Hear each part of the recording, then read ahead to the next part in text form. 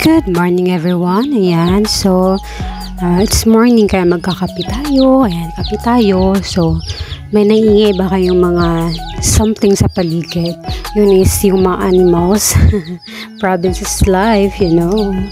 Ayan, so kape-kape tayo. Tapos meron ako ditong ipa-partner na donut. Ayan, may alamat yung donut na yan eh. Kasi nung birthday ko, na-request ko yan kay partner. Tapos hindi siya nakapunta. Kala niya nagtampo ako. Yun pala is sakit na sobra ng pakiramdam ko kasi nga magkakaroon ako. Ayan, so hindi ko siya niimi kasi sobrang sakit ng katawan ko. Lahat-lahat, puson ko, nangangalay, lahat. Ayan, so merienda tayo. Ayan, kape-kape. Ayan, with donut ang ating almusal. Yan, ganyan lang, kape at saka tinapay or biscuit sa umaga. Yan, lang yung almusal namin talaga. Sa tanghalian kami bumabawi. Wow. Kain tayo guys with morning coffee. Yan. Tapos pagtingin ko sa pananim namin, ang daming na naman, sigarilyas na naman. Sobrang mas madami itong na-harvest ngayon. Kaya kinuha na lahat ng pwede igulay. Yan. Imot-imot in the morning. Bago ang lahat ng gawain. And guys, higop po na ako ng kape. Ito nga yung sigarilyas guys, ang dami niya. Mas marami yung nakuha ngayon kaysa nung nakaraang first time na kuha, na harvest. Yan. Mas madami siya ngayon. Tignan nyo naman. Ang lalaki pati. Gisa to kasi nung una ginisa din namin. Tapos ito na naman. Gisa ulit. Yan. After that, ito na yung morning errands. Ginagawa ng mga businesswoman. Char. Yung buhay ko may ikot lang dito sa loob ng bahay. Basta may gagawin. Yun yung dapat gawin.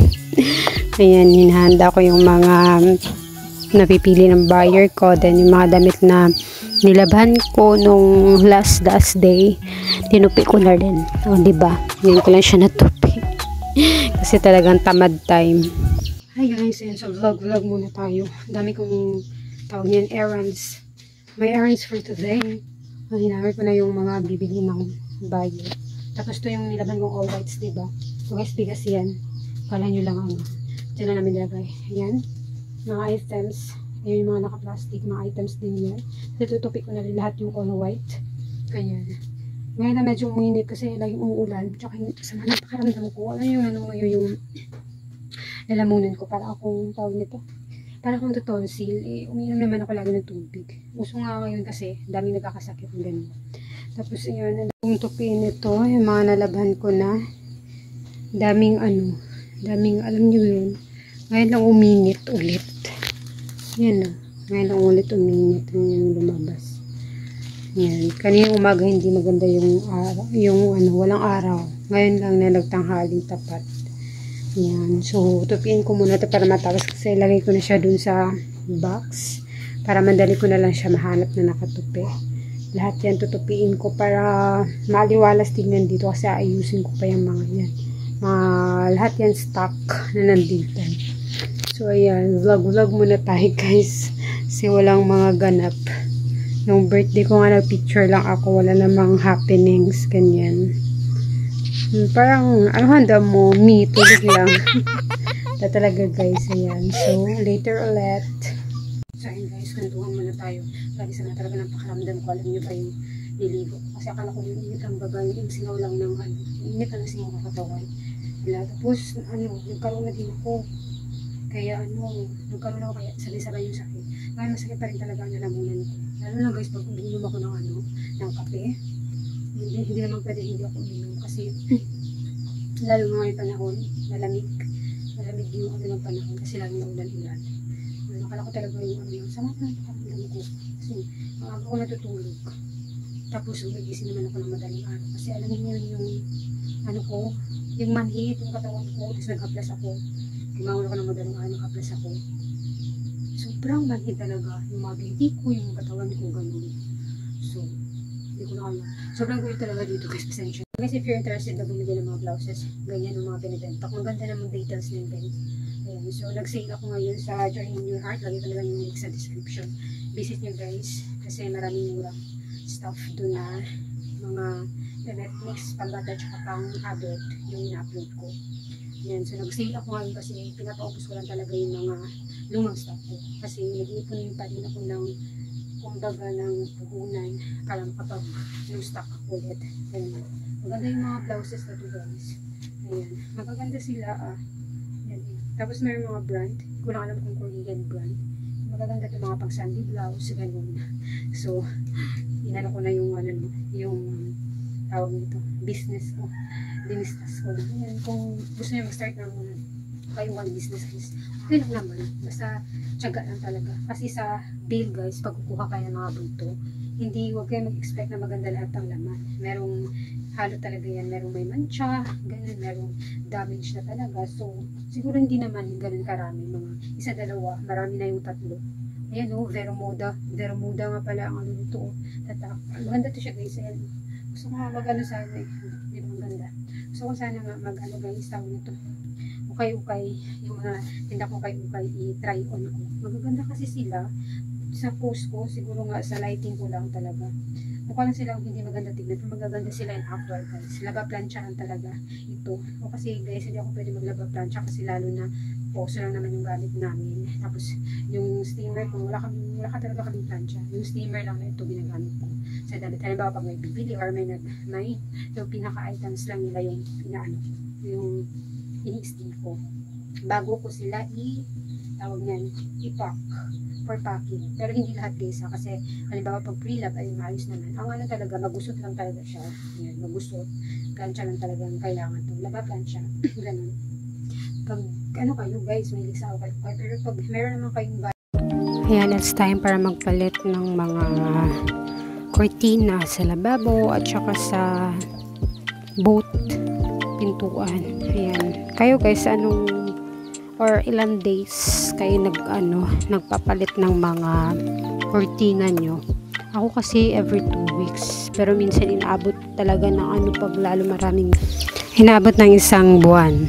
Pinakamatagal. Lalo pag maraming ginagawa. Yan kasi syempre mag-isa ka lang naman. 'Di ba? Yung partner may trabaho naman, ganyan. So talagang sikapin mo tapusin lahat ng gawain.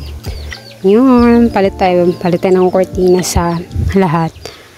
Ito lang yung way pa na habang tulog pa yung maliit. Ito lang yung time na kikilos-kilos ka. Kung anong pwedeng gawin. Paikot-ikot sa loob ng bahay. Ayan. Gawa dito, gawa doon. Doon talaga pag housewife ka. Ayan, diba? Face the reality ng buhay. Ganyan tayong mga housewife. Umiikot lang yung mundo natin sa loob ng bahay. Minsan lang makalabas. Lalo na ngayong panahon na ganito, maulan-ulan, hindi naman pwedeng laging nasa labas. Diba? Yan, lumalabas lang ako pag check-up time, ganyan. Check-up time. Yan, so, papalit tayo ng cortina. Yan. Napansin ko yung manok. Doon pala siya sa gilid. Diyan kasi tinali kasi siya kasi makulit.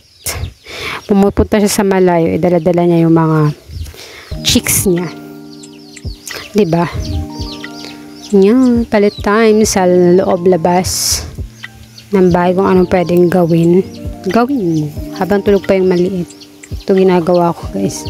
Minsan talaga pag oras na tamad ako, may time na tamad ako, talagang makapagsaing lang ako, makapagluto, ganon. Okay na. Yan, pala tayo dito sa nakabalang pinto na wala pang pinto. Hindi pa kami makapagpapinto kasi wala pang budget.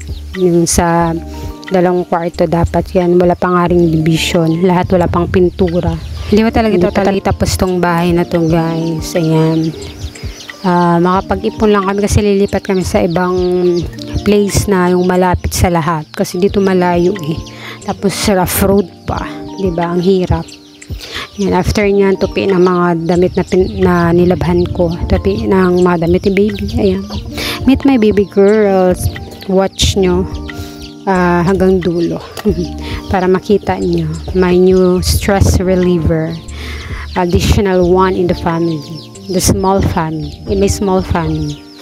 Yan, tupi na mga damit niya habang nasa duyan siya.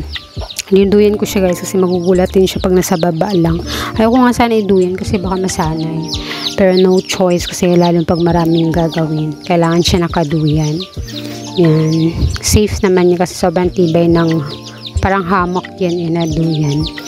Yan. Yan. Duduyan ko siya habang may ginagawa ako. Tinatapos lahat-lahat ng gawain. Yan. After yan, pag nagising yan, dede na naman siya. Tapos may tutulog. Ganyan naman yung mga guys, baby.